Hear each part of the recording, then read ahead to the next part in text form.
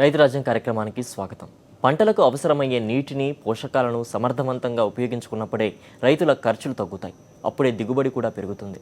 పర్యావరణానికి హాని కలగని రీతిలో నీటి వనరులను రక్షించుకుంటూ పంట అవసరాలకు అనుగుణంగా సమగ్ర సాగునీటి, పోషకాల యాజమాన్యాన్ని రైతులు పాటించాలి. ఫర్టిగేషన్ పద్ధతి ద్వారా మిర్చి పంటను పండిస్తూ అధిక దిగుబడి సాధించిన వ్యవసాయ శాస్త్ర విద్యార్థి మౌనిక పంటలకు అవసరమయ్యే నీటిని, పోషకాలను ఒకేసారి సమాంతరంగా అందించాలని రైతులకు సూచిస్తున్నారు.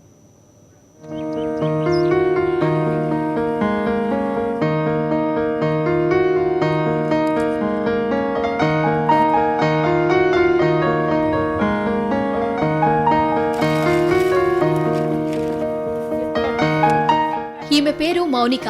ప్రొఫెసర్ జయశంకర్ వ్యవసాయ విశ్వవిద్యాలయంలో అగ్రికల్చర్ ఎంఎస్సీ 2వ సంవత్సరం చదువుతున్నారు. తన అధ్యయనంలో భాగంగా ఒక అర ఎకరంలో మిర్చి పంట సాగును చేపట్టారు. ఫర్టిగేషన్ అంటే మొక్కలకు నీటితో పాటు నీటిలో కరిగే ఎరువులను అందించే పద్ధతి ద్వారా మిర్చిని పండిస్తారు. ఇందులో ఏంటంటే మామూలుగా రైతులు పండించే బోధుల పద్ధతి అయితే కనుక ఎక్కువగా వాటర్ కూడా మనం ఫ్లడ్డింగ్ అవన్నీ చేయడం వల్ల కూడా వాటర్ ఎక్కువగా లాస్ అవుతుంది. తర్వాత ఇవాపరేషన్ లాసెస్ కూడా ఎక్కువ ఉంటాయి. లీచింగ్ లాసెస్ ఉండి మొక్కకి సరిగా కరెక్ట్ రూట్ జోన్కి అందక లాసెస్ అనేది ఎక్కువ ఉంటాయి అన్నమాట. అయితే ఈ డ్రిప్ ఇరిగేషన్లో ఏంటంటే కరెక్ట్గా రూట్ జోన్లోకి మాత్రమే నీటిని ప్రతి బొట్టు కూడా వేర్లు మొదల్లో పడేలాగా చేసి, అలాగే మందులను ఎరువులను వాటర్ని రెండు కూడా కలిపి ఇలా మొక్క మొదలుకి వచ్చేలా చేసి ఎటువంటి లాసెస్ లేకుండా చిల్లీని పండిస్తామన్నమాట. దీని ద్వారా ఏంటంటే వాటర్ని తర్వాత ఎరువులను కూడా మనం ఎక్కువగా నష్టపరుచుకోకుండా, ఎక్కువగా మనం వృధాపరచుకోకుండా ఒకేసారి అది డైరెక్ట్గా రూట్ జోన్కి అందేలాగా చేసి మొక్కలను బాగా పెంచుకోవచ్చు. బిందు సేద్యం పరికరాలతో అంటే డ్రిప్ ఇరిగేషన్ పరికరాల ద్వారా నేలకంతా కాకుండా కేవలం మొక్కలకు మాత్రమే అందేలా నీటిని ఉపయోగించే రైతులు సాగునీటిని పొదుపుగా వాడుకుంటూ పంటలను కాపాడుకుంటున్నారు. అలాగే స్ప్రింక్లర్ల ద్వారా ఆరుతడి పంటలను పండించడం కూడా మన రైతులకు తెలుసు. అయితే ఈ మధ్య కాలంలో ఈ మైక్రో ఇరిగేషన్ కు కొనసాగింపుగా ఫర్టిగేషన్ అంటే ఫర్టిలైజర్స్ ను సాగునీటిలో కలిపి డ్రిప్ పరికరాల ద్వారా అందించే పద్ధతికి ప్రాచుర్యం పెరుగుతోంది. రైతులు పండించే బోధుల పద్ధతికి డ్రిప్ ఇరిగేషన్ ద్వారా పండించే చిల్లీ మెథడ్స్ ఏంటంటే ఈల్డ్ అనేది కూడా అంత డబుల్ ప్రాఫిట్ వస్తుంది. లాసెస్ కూడా చాలా తక్కువ ఉంటాయి. ఇక్కడ నాది 1/2 ఎకర్ ల్యాండ్. దీనిలో ఏంటంటే నేను నెలకొచ్చి 2 పికింగ్స్ చేస్తాను. ఒక్క పిక్కింగ్లోనే నాకు 3.5 క్వింటాల్స్ ఆఫ్ చిల్లీ వస్తుంది. అలా 2 పికింగ్స్ అనమాట. మొత్తం 7 క్వింటాల్స్ నాకు హాఫ్ ఎకర్కి వస్తుంది.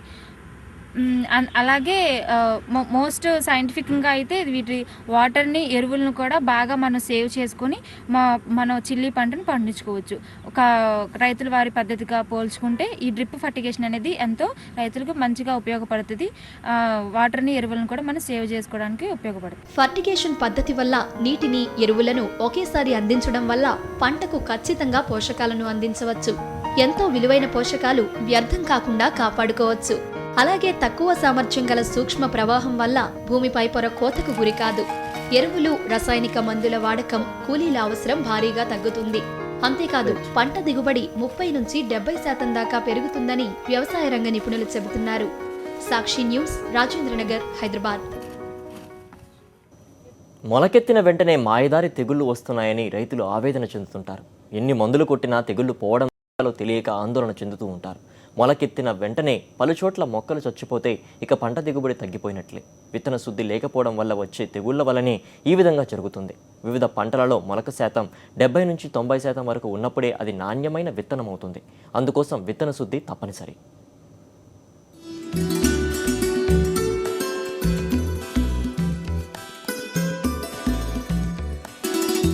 విత్తనాలతో పాటు ఉన్న అనేక రోగకారక శిలీంధ్రాలు విత్తనంతో పాటు మొలచి మొలకెత్తిన మొక్కలను నష్టపరుస్తాయి. విత్తనంపై రక్షిత కవచంగా కీటకనాశినిని, శిలీంధ్రనాశినితో పూతపూసే ప్రక్రియను విత్తన శుద్ధి అంటాం.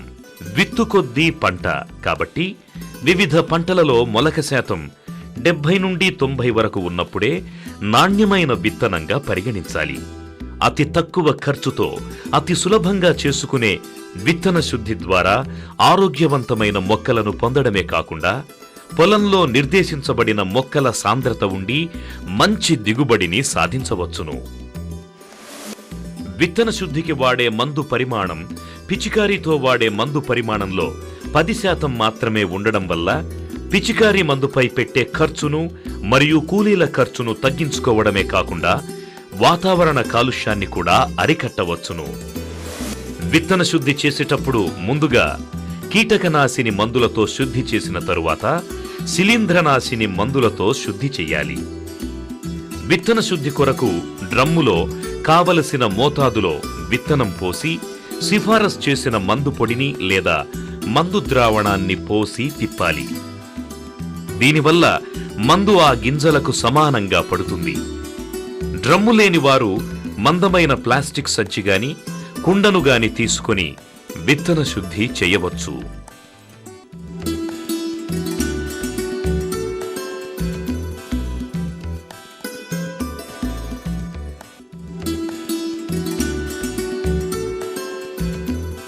రైతులు వేసే పంటలను వాడే రసాయనాలను అనుసరించి విత్తన శుద్ధిని వివిధ రకాలుగా చేసుకోవచ్చును.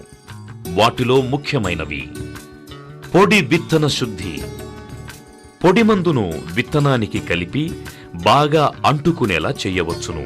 లేదా విత్తనాలకు ముందుగా జిగురు, బెల్లం, చిక్కటి గంజి వంటి పదార్థాలతో తయారు చేసుకున్న ద్రావణాన్ని పట్టించి ఆ తరువాత సిఫారసు చేసిన మందును కలపడం వల్ల విత్తనాలపై రక్షణ కవచం ఏర్పడి తద్వారా తెగుళ్ల నివారణ సాధ్యమవుతుంది. తడి విత్తన శుద్ధి.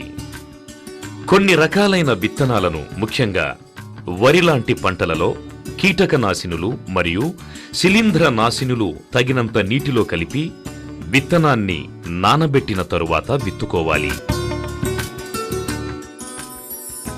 స్లరీ ట్రీట్మెంట్ పద్ధతి. ఈ పద్ధతిలో అంతర్వాహిక శిలీంధ్రనాశినులను నీటిలో కలిపి చిక్కని ద్రావణంలా తయారు చేసుకుని ఆ ద్రావణాన్ని విత్తనాలకు పట్టించి నీడలో ఆరబెట్టుకుని విత్తుకోవాలి. ఈ విధానం వల్ల విత్తనం మీద ఉన్న వ్యాధి కారకాలనే కాక విత్తనం లోపల ఉన్న శిలీంధ్రాల నుండి కూడా రక్షణ పొందవచ్చును. జీవ సంబంధ శిలీంధ్రనాశినులతో విత్తన శుద్ధి. రసాయనాలకు ప్రత్యామ్నాయంగా ట్రైకోడెర్మా విరిడే అనే జీవ శిలీంధ్రనాశకం వాడి తద్వారా తెగుళ్ల నివారణను సాధించవచ్చును. ఇది కూడా శిలీంధ్రమవడం వల్ల భూమిలో తన సంతతి అభివృద్ధి పరుచుకొని పంటను చివరిదాకా కాపాడడమే కాకుండా తరువాత వేసుకునే పంటలకు కూడా ఉపకారిగా ఉండి పంటలపై వాడే రసాయనాల అవసరాన్ని తగ్గిస్తుంది. దీనిని కిలో విత్తనానికి 8 గ్రాముల చొప్పున పట్టించి చాలా రకాల పంటలలో, ముఖ్యంగా వేరుశెనగ, అపరాలు, పత్తి, ప్రొద్దుతిరుగుడు, టమోటా, క్యాబేజీ, క్యాలీఫ్లవర్, క్యారెట్, ఉల్లి, వంగ, చిక్కుడు, ఆవాలు మొదలైన పైర్లలో విత్తన శుద్ధి చేయడం వల్ల విత్తనాల ద్వారా మరియు నేల ద్వారా వ్యాప్తి చెందే తెగుళ్లను అరికట్టవచ్చును. వేడిగాలి లేదా వేడి నీటితో విత్తన శుద్ధి.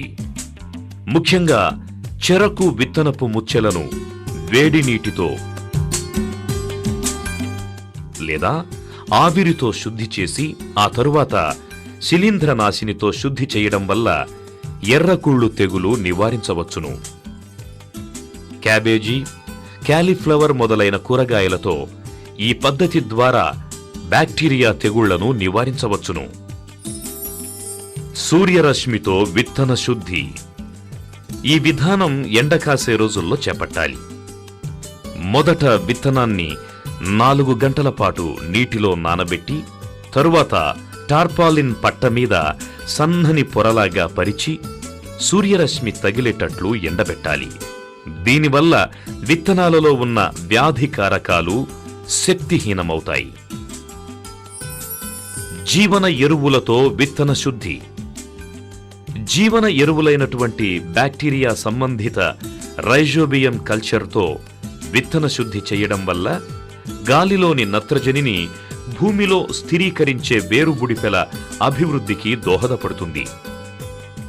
ఈ విధానాన్ని లెగ్యూమ్ జాతి పంటలలో అవలంబించడం వల్ల పంటకు వాడే రసాయనిక ఎరువుల మోతాదులో దాదాపు 25% వరకు ఆదా అయి ఖర్చు తగ్గుతుంది. రైజోబియం విత్తన శుద్ధి చేయడానికి 1 లీటర్ నీటిలో 50 గ్రాముల బెల్లాన్ని కరిగించి 15 నిమిషాలు మరగ కాచి చిక్కని పాకం తయారు చేయాలి. దానిలో 200 గ్రాముల రైజోబియంను వేసి బాగా కలిపి విత్తనానికి పట్టించి ఆరబెట్టి విత్తుకోవాలి. ఇది 1 ఎకరానికి వేసే విత్తనానికి సరిపోతుంది. ఈ ప్రక్రియను విత్తే కొన్ని గంటల ముందు మాత్రమే చేయాలి.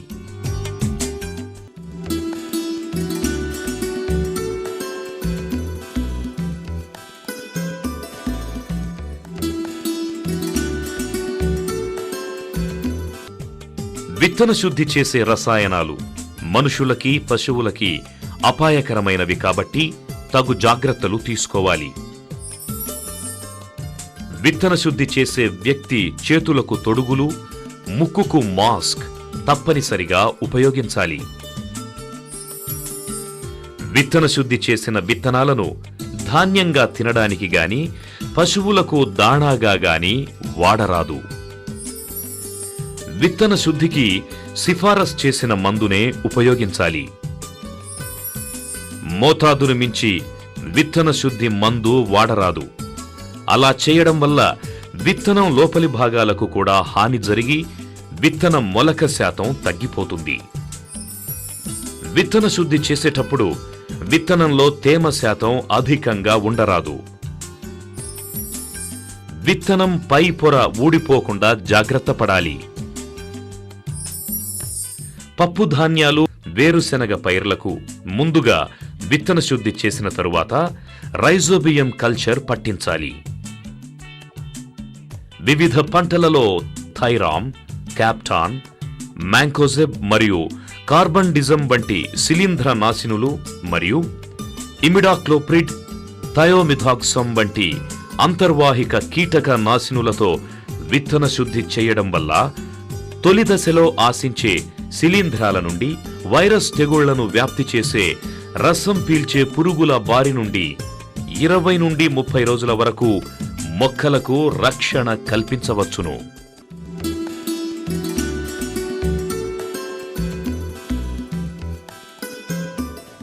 ఇవి ఇవాళ రైతు రాజ్యం విశేషాలు. తిరిగి రేపటి రైతు రాజ్యంలో మళ్ళీ కలుద్దాం.